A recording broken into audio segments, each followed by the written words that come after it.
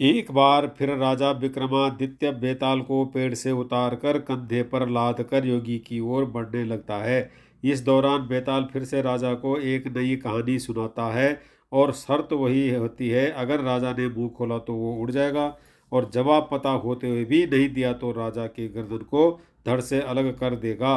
बेताल राजा को सुनाता है कि बहुत साल पहले अयोध्या नगरी में वीरकेतु नाम का एक राजा राज करता था। उसी राज्य में एक साहूकार भी रहता था। धनी साहूकार का नाम था रत्नदत्त। उसकी एक ही सुंदर सी बेटी थी रत्नावती। रत्नावती के लिए कई रिश्ते आए, लेकिन उसने किसी से भी शादी करने के लिए हाँ नहीं की। इस वजह से उसके पिता काफ़ी परेशान थे। रत्नावती को सिर्फ सुंदर और धनवान नहीं बल्कि बुद्धिमान और बलवान वर भी चाहिए था। एक और रत्नावती के पिता अपनी बेटी से परेशान थे। दूसरी ओर नगर में चोरी शुरू होने लगी थी, जिस वजह से रत्नदत्त को हर समय यह डर सताता था कि कहीं उसके घर से चोर सारा धन न लेकर चला जाए। इसी बीच रत्नावती की मुलाकात उस चोर से हो जाती है। रत्नावती को लोगों के घरों से फल तोड़कर खाने में बड़ा आनंद आता था। वो चोर रत्नावती को आम चुराना सिखाता है। वो लड़की उससे बहुत प्रभावित होती है और रोज़ उससे मिलने लगती है। वक्त के साथ साथ उसे चोर से प्यार हो जाता है। इधर चोर रोज़ रत्नावती से मिलने के बाद चोरी करने के लिए निकल जाता था। उधर अयोध्या में बढ़ती चोरी से परेशान राजा ने सारे मंत्रियों और पहरेदारों को डांट लगाते हुए कहा, नगर में रोज़ चोरियां हो रही हैं, लेकिन न तो कोई पहरेदार उसे पकड़ पा रहा है और न ही कोई मंत्री उसे पकड़ने की योजना बना पा रहा है। इसके बाद राजा ने खुद चोर को पकड़ने का फैसला किया। चोर को पकड़ने के लिए राजा रोज रात को नगर में घूमने लगे। एक दिन राजा ने रात में किसी को घर में कूदते हुए देखा। राजा को शक हुआ तो वह भी उसके पीछे चल पड़े। जैसे ही राजा वहां पहुंचे तो चोर उन्हें देखकर कहने लगा, अरे मुझे तो लगता था कि यहाँ मैं ही एक चोर हूँ, तुम भी चोरी के इरादे से यहाँ आए हो। राजा कुछ भी नहीं कहते। इसके बाद चोर कहता है, तुम भी चोरी के इरादे से आए हो और मैं भी, तो तुम्हें मुझसे डरने की जरूरत नहीं है, तुम एक तरह से मेरे मित्र हो। इसके बाद चोर राजा वीरकेतु को अपने घर चलने का निमंत्रण देता है। चोर के आग्रह पर सुनकर राजा उसके साथ चल देता है। चोर उन्हें अपनी गुफा में ले जाता है, जहां उसने सारा चोरी का धन छिपा रखा था। राजा वीरकेतु इतना सारा धन और गुफा में मौजूद सुख सुविधाओं को देखकर हैरान रह गए। कुछ देर बाद राजा ने चोर से पूछा, तुमने इतना सारा धन इकट्ठा कर रखा है, तुम्हें चोरी करते हुए डर नहीं लगता? चोर जोर से हंसकर कहता है, राजा की सेना में कोई भी साहसी नहीं है और न ही वो अपने काम को ईमानदारी कर रहे हैं। अगर एक व्यक्ति भी अपना कार्य ईमानदारी से करता तो इतना मुश्किल नहीं होता। मुझे पकड़ना एक चोर राजा की पूरी सेना पर भारी पड़ गया है। यहाँ कोई युद्ध ही नहीं है। यह सुनते ही राजा ने अपनी तलवार निकाली और चोर से युद्ध करके उसे अपना बंदी बना लिया। चोर हैरान रह गया। उसे कुछ देर बाद समझ आया कि इतनी देर से राजा भेष बदलकर उसके साथ थे।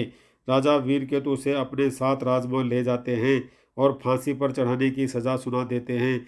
जैसे इस बात का ऐलान होता है कि चोर पकड़ा गया और उसे फांसी होने वाली है, तो रत्नावती परेशान हो जाती है। उसे पता चल गया था कि राज्य में जो चोरी कर रहा था वही उसे आम चुराना सिखाता था। परेशान होकर रत्नावती अपने पिता रत्नदत्त से कहती है, पिताजी, जिस व्यक्ति को मैं मन ही मन अपना पति मान चुकी हूँ उसे राजा ने पकड़ लिया और वो उसे फांसी पर लटकाने वाले हैं। आप कुछ कीजिए। रत्नदत्त को अपनी बेटी की बात समझ ही नहीं आती है।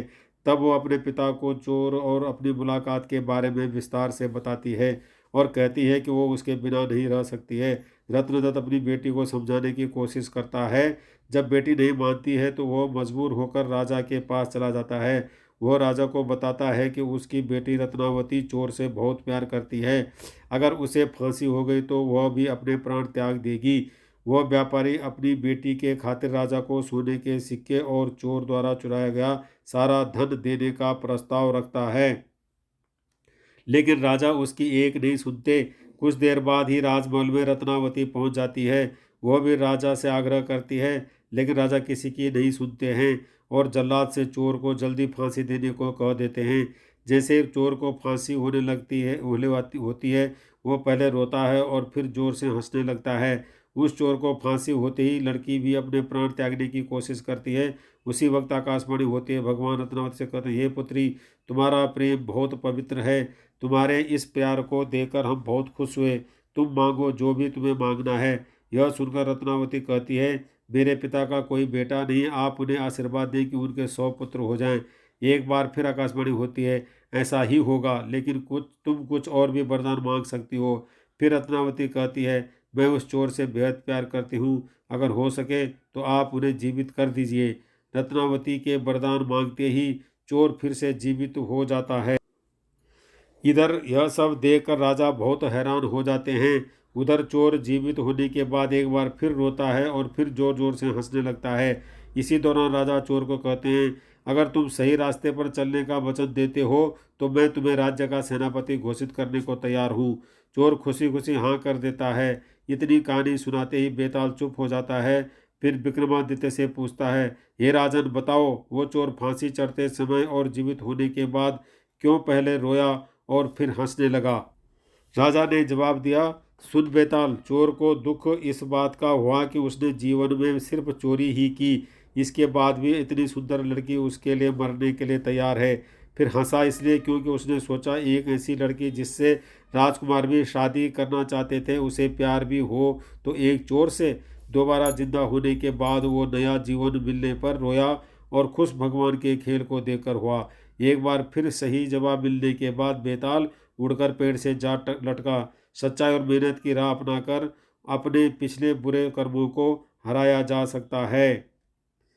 कहानी से सीख, पहली सीख यह मिलती है कि प्यार में बड़ी ताकत होती है। दूसरी सीख है कि जीवन में सही व्यक्ति को चुनने से कई परेशानियों से बचा जा सकता है।